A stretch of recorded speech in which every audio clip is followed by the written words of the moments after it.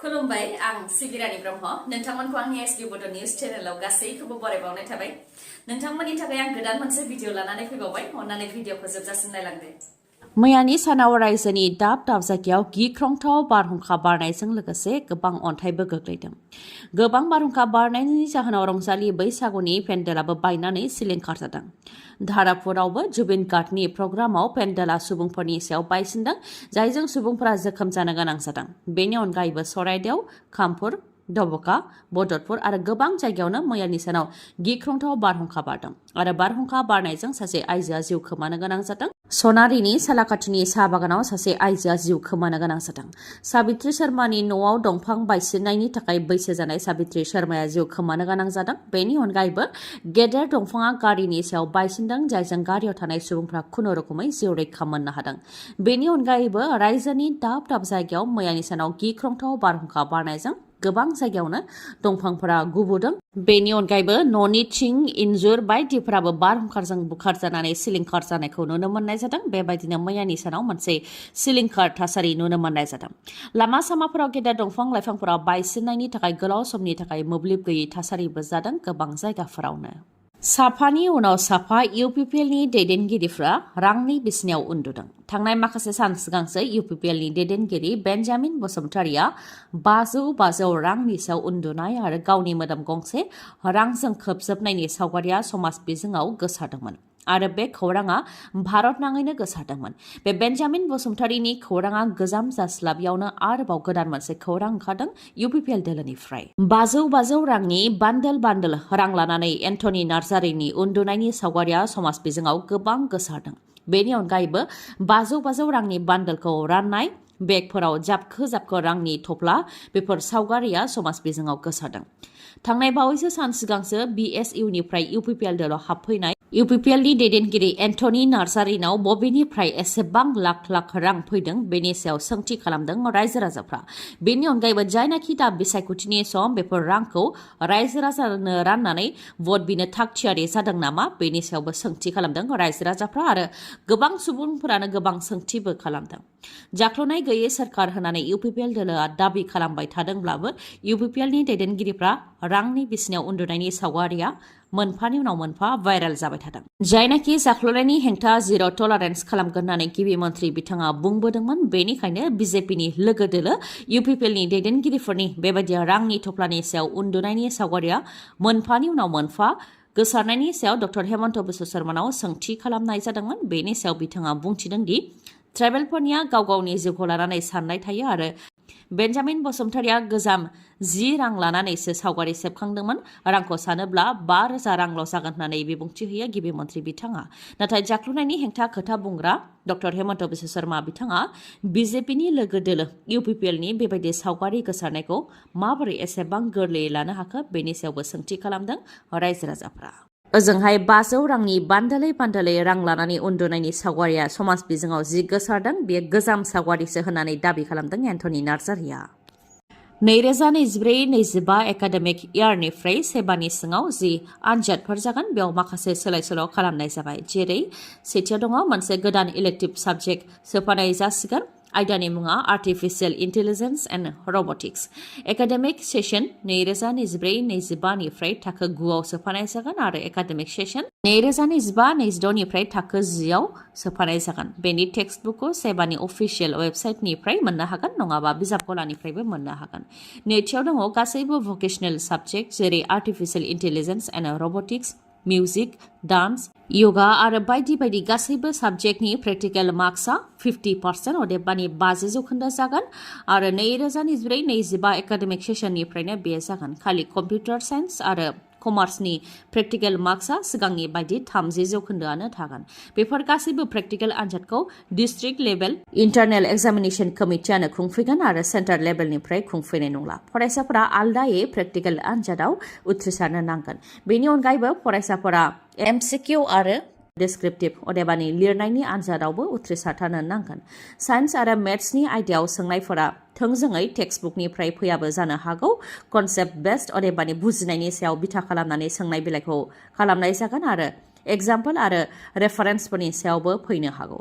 Social science आयदानियावबो बुजिनायनि सायाव सोंनाय बिलाइ दाननाय जागोन होननानै फोरमायथिदों। जेरैथिंबो जेथिंबो बिसायख'थिनि बार थामथि खोलोबनि लकसभा बिसायख'थिनि थाखाय मोनफ्रोमबो दोलोआनो जायगा जायगा बिसायख'थिनि थाखाय फोसावदिं मेल खुंदों। आसामनि गिबि मन्थ्रि डक्टर हेमन्त बिश्व शर्मा बिथाङाबो थाद'नाय गैयालासे सानफ्रामबो बिसायख'थिनि थाखाय फोसावदिं मेल खुंगासिनो दं। क'क्राझार लकसभा बियाबनि एनडिएनि बिजाथि जयन्त बसुमतारी बिथांनि थाखाय आसामनि गिबि मन्थ्रि डक्टर हेमन्त बिश्व शर्माया मैयानि सानाव दाब दाब जायगायाव बिसायख'थिनि फोसावदिं मेल खुंदों।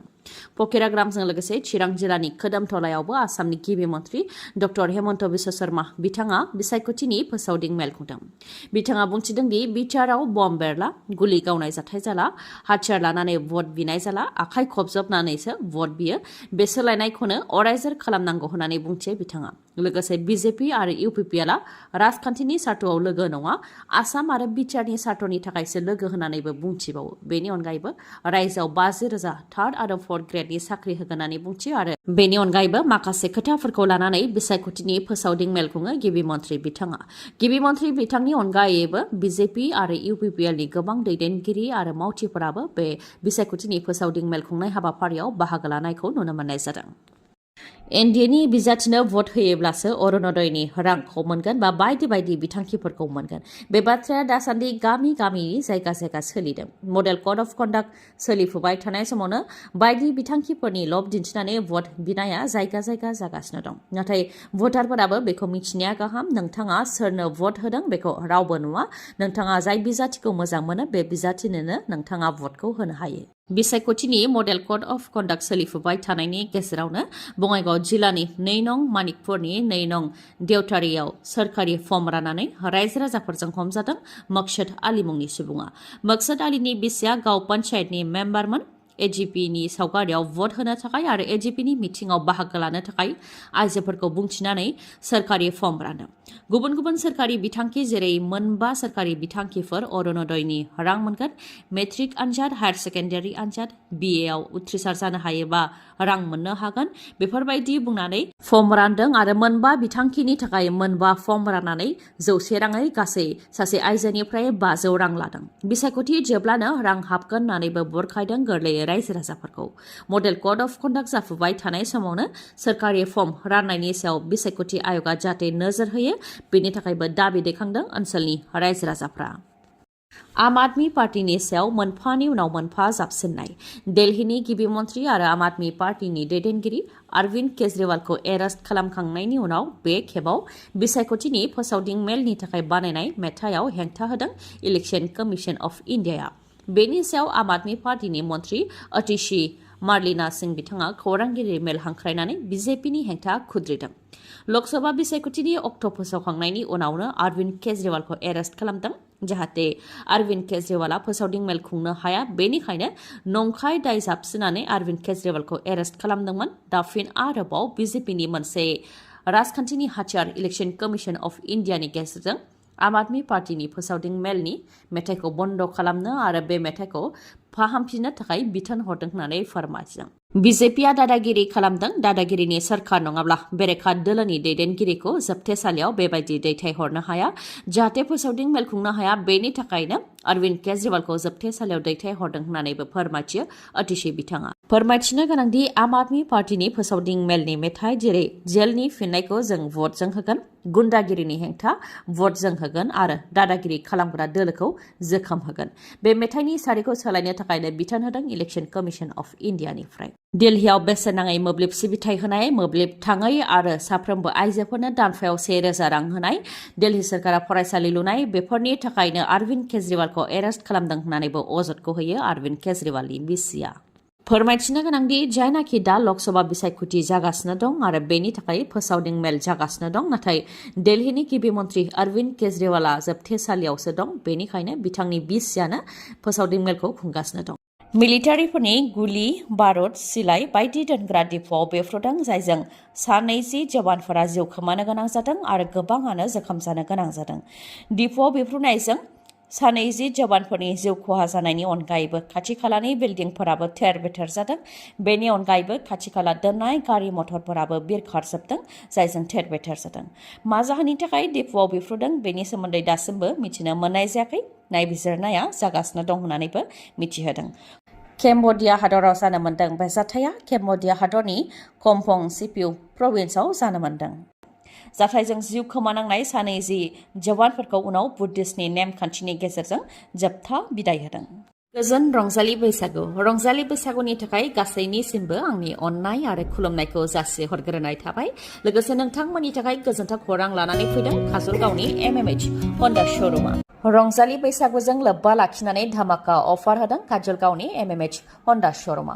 अफारफोरा जाहैबाय बेसेन नाङालासे गंनै हेलमेट। गासैबो स्कुटि आरो बाइक लागिरिफोरा बैसागुनि थाखाय जायखिजाया गिफ्ट मोननो हाथारगोन। लोगोसे बेसेन नाङालासे 5 लिटार पेट्रलबो मोननो हागोन। बेनि अनगायैबो जायखिजाया कम्पानिनि गोजाम मटर साइकेल बा स्कुटिखौ सोलायनानै नोंथाङा बैसागोनि मुङाव गोदान मटर साइकेल बा स्कुटि लानो हानायनिबो खाबु दङ। मोजाङै मिथिबावनो थाखाय 9954485425 बे नाम्बाराव खौरां लाहरनो हागोन। लोगोसेनो बे अफारा 2 एप्रिलनिफ्राय जागायजेनबाय आरो 30 एप्रिलसिम थागोन। गोजोन्थों। दिनैनि भिडिअआ एसेनोसै। गाबोन आरो गोदान भिडिअजों लोगो मोनफिनबावगोन। नोंथाङा दासिमबो आंनि चेनेलखौ साबस्क्राइब खालामाखैबा अन्नानै साबस्क्राइब खालामदो। लोगोसे लाइक, कमेन्ट आरो शेयार खालामनो दाबाव। गोजोन्थों।